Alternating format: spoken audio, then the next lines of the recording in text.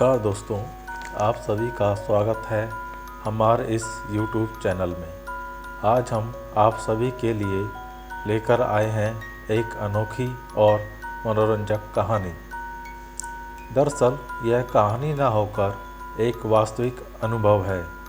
शायद कुछ लोग इसे मात्र एक काल्पनिक कहानी मानेंगे और कुछ सच मानेंगे, परंतु यह वास्तविक अनुभव पर आधारित कहानी है।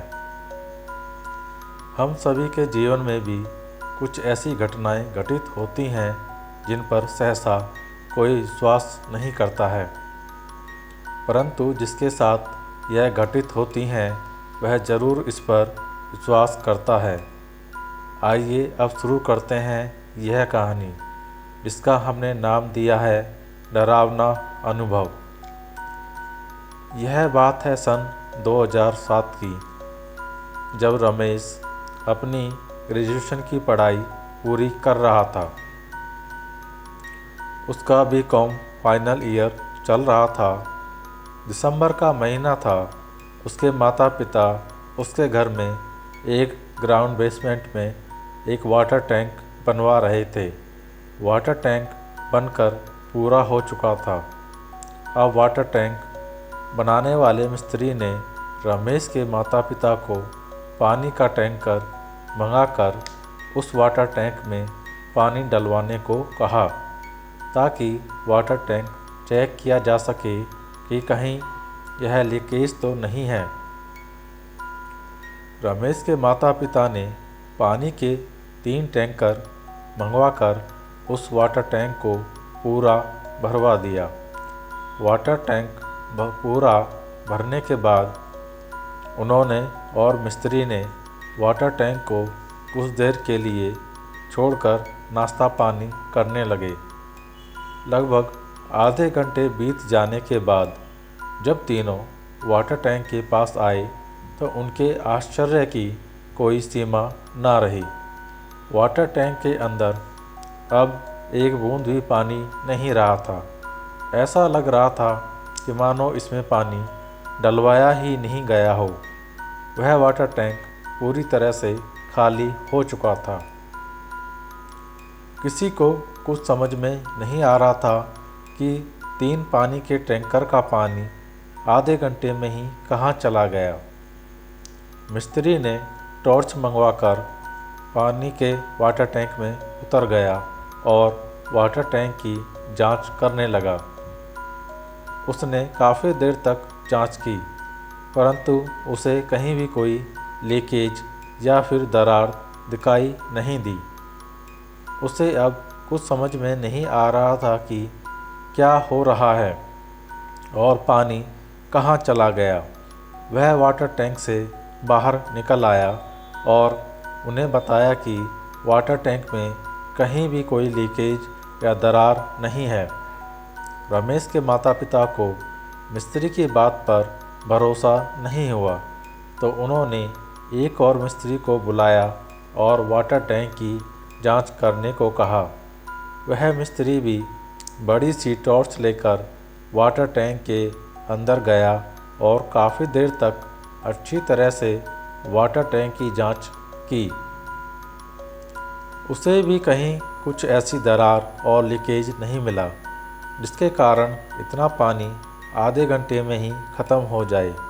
दोनों मिस्त्री और रमेश के माता पिता हैरान और परेशान थे कि अब क्या करें। इसी तरह शाम हो गई और किसी को कुछ समझ में नहीं आ रहा था कि क्या हो रहा है।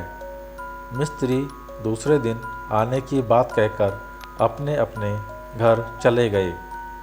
रमेश के माता पिता ने रमेश को भी इस घटना के बारे में बताया। उसे भी बहुत आश्चर्य हुआ। रात को खाना खा पी कर उसके माता पिता अपने कमरे में सोने के लिए चले गए और रमेश भी अपने भाई के साथ अपने कमरे में सोने की तैयारी करने लगा। रमेश अलग बिस्तर पर सो रहा था और उसका भाई दूसरे बिस्तर पर सो रहा था। रात के 10 बज रहे थे तो रमेश ने कमरे की लाइट बंद कर दी और सोने की कोशिश करने लगा कि अचानक थोड़ी देर बाद उसे लगा कि जैसे कोई उसकी रजाई को हाथों से उसके ऊपर से हटा रहा हो। रमेश ने रजाई से अपना चेहरा बाहर निकाला और कमरे में चारों तरफ देखा। उसने देखा कि उसका भाई अपने बिस्तर पर सो रहा है और कमरे में कोई नहीं है। रमेश ने इसे अपना भ्रम समझा और दोबारा से सोने की कोशिश करने लगा, परंतु दोबारा से वही एहसास उसे होने लगा कि कोई उसकी रजाई को खींच रहा है। रमेश को अब डर लगने लगा। उसके दिल की धड़कन बढ़ने लगी और उसे अपने दिल की धड़कन साफ साफ सुनाई दे रही थी, धक धक धक धक धक धक। उसने अपने हाथों और पैरों को हिलाने की कोशिश की, परंतु डर की वजह से वह चाहकर भी उन्हें हिला नहीं पा रहा था। उसकी आवाज़ भी मानो गले में रुक सी गई हो। उसने मन ही मन भगवान का नाम लिया, तब जाकर उसके हाथ पैरों ने काम करना शुरू किया। उसने रजाई हटाकर सबसे पहले लाइट का स्विच ऑन किया और अपने भाई को जगाया और उसे अपने पास सोने के लिए कहा। रमेश का भाई रमेश के पास आकर सोने की कोशिश करने लगा। इस बार रमेश ने लाइट का स्विच ऑफ नहीं किया और लाइट को जलते रहने दिया। थोड़ी देर बाद रमेश और उसके भाई को भी यह एहसास हुआ कि जैसे कोई उनकी रजाई खींच रहा हो। दोनों भाइयों का डर के मारे बुरा हाल हो गया। वह तो कमरे की लाइट जल रही थी, इसलिए दोनों जल्दी से रजाई हटाकर अपने माता पिता के कमरे में आ गए और दरवाज़ा खटखटाया।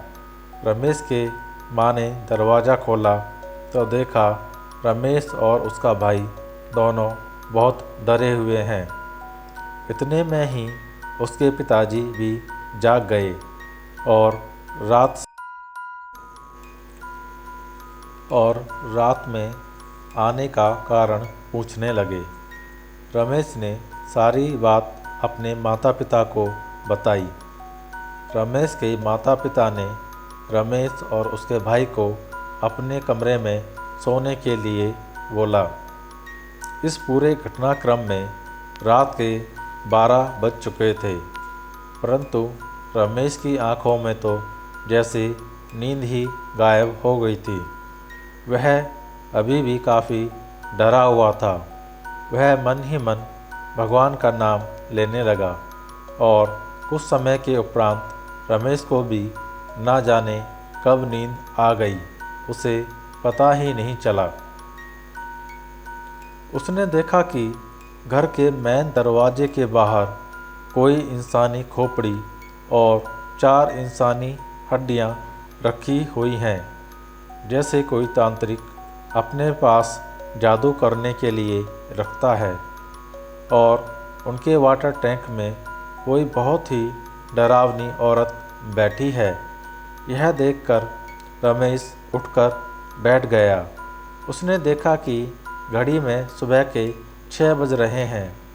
सर्दियों की इस सुबह में भी उसके माथे पर डर के कारण पसीने की बूंदें उभर आई थीं। वह जल्दी से अपनी माँ के पास गया। उसकी माँ रसोई में कुछ काम कर रही थी। रमेश अपनी माँ के पास जाकर बैठ गया और अपने सपने के बारे में उन्हें बताने लगा। रमेश की माँ समझ गई कि किसी ने उनके घर पर कुछ जादू टोना किया है, जिसकी वजह से यह सब घटनाएं हो रही हैं। उसी दिन रमेश की माँ अपने पड़ोस में रहने वाली एक सहेली को लेकर एक बाबा के पास पहुंचती हैं और उस बाबा को रमेश की माँ सारी कहानी बताती है। बाबा रमेश की माँ की सारी बातें बहुत ध्यान से सुनता है।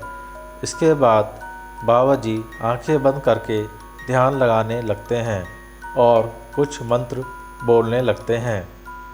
कुछ देर बाद बाबा जी आंखें खोलकर रमेश की माँ को बताता है कि पड़ोस में रहने वाली एक औरत ने उनके घर पर जादू टोना कर दिया है। वह औरत उनकी तरक्की से खुश नहीं है। रमेश की माँ अब चिंता में पड़ जाती है और बाबा जी से इस परेशानी को दूर करने का उपाय पूछती है। बाबा जी उसे अपने घर में गंगा जल छिड़कने को कहते हैं और 4 ताबीज़ बनाकर कुछ बबूत के साथ रमेश की माँ को देते हैं। साथ ही बाबा जी यह आदेश देते हैं कि घर के सभी सदस्य ताबीज़ पहने रहेंगे और वाटर टैंक के अंदर बाबा के द्वारा दी गई बबूत को डाल दिया जाए। रमेश की माँ ताबीज़ और बबूत लेकर घर आ जाती है। रमेश की माँ पूरे घर में गंगा जल छिड़कती है। घर के सभी सदस्य गले में ताबीज़ पहन लेते हैं। रमेश की माँ बाबा के द्वारा दी गई बबूत को वाटर टैंक में डाल देती है। दोपहर के बाद दोनों मिस्त्री उनके घर आते हैं और पानी का टैंकर मंगाने के लिए कहते हैं। रमेश के पिताजी पानी के टैंकर मंगाकर पानी टैंकर में डलवा देते हैं। इस बार दोनों मिस्त्री और रमेश के माता पिता वाटर टैंक के पास ही बैठकर पानी की निगरानी करते हैं। उन्हें बैठे बैठे 2 घंटे हो जाते हैं और पानी उसी लेवल पर बना रहता है जिस पर पानी भरवाया गया था। मिस्त्री भी हैरान रहते हैं कि अब इसमें पानी कैसे रुका हुआ है।